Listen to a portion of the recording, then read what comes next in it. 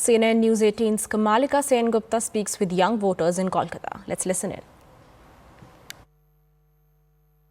We are in the Heritage College in Kolkata, and we will be talking to the Gen Z to find out the mood of SIR here in Bengal and what does they think about SIR. We will talk to them.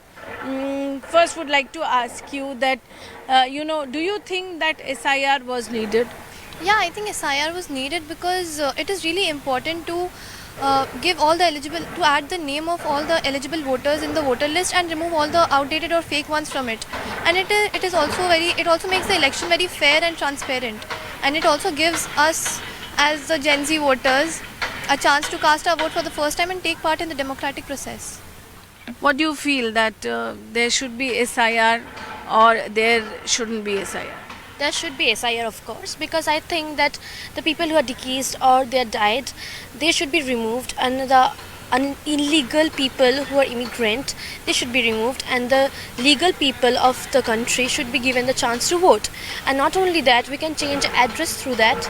We can change our details or correct the details. Do you think that there are illegal people who are staying, there are fake voters, do you think? Yes, indeed there are. Considering that we are one of the biggest democracies of the world, it is completely illogical if we say that there are none, because no country is perfect, neither is India.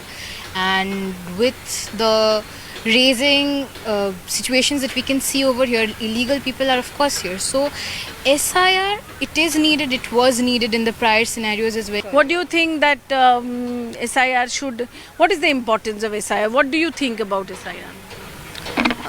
I think it is needed because we need to ensure that there is free and fair elections. Everyone is given the inclusivity.